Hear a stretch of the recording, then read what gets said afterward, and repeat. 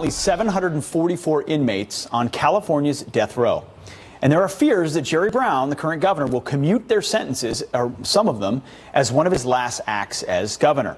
So would that be the right or wrong move? Joining us now for a debate is Mike Slater, host of The Mike Slater Show, and Democratic strategist Jason Nichols. Gentlemen, thanks both for joining us this morning. Mike, I'm going to start with you out of San Diego, California this morning. Is this a reasonable look at some people who may have been unfairly caught up in this system, or is this part of a Governor Brown sort of loosening on the rule of law and tough on crime?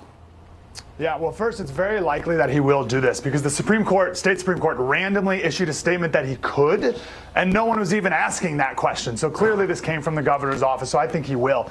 I think it's really important to know this debate is not about whether or not the death penalty is good or bad. It's not about whether the governor can commute one or two people's sentences. It's whether he should do a blanket commutation on all 744 people on death row without any regard to the specifics of each person's case. And I think the answer to that is no. Got it. That's a very interesting and important point, Jason. So it's not the individual. It's clearly he doesn't believe in the death penalty. So commuting all these cases means now they're in jail as opposed to being released. Is this a good move? Well, first of all, I think this is purely hypothetical. The governor has given no indication that this is what he plans to do. What we do know is that he's shown a fidelity to the law. He's an extremely popular governor out there in California.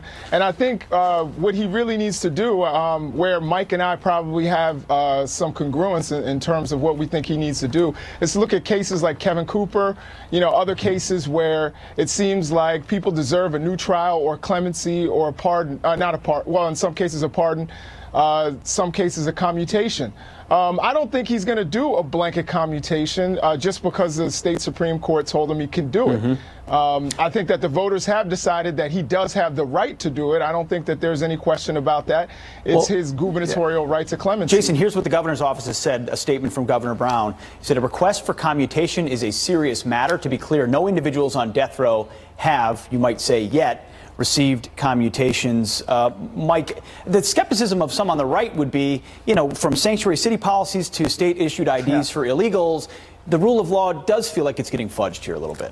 Yeah. Well, he's not following the rule of the people or the will of the people. Twice, in 2012 and 2016, there was a proposition on the state ballot, and both times the people of California said, we want to keep the death penalty. And not only that, but there was another proposition this last election that would have sped up the appeals process, because there's people on death row who have been there longer than I've been alive. They're gumming up the system and slowing it down on purpose. But the people of California see right through that, and they're like, come on, hurry up. Let's put these people to death like the people and the juries and the judges decided to. So people see right through this, and the governor's not following the will of the people, Jason. Jason, respond to that point.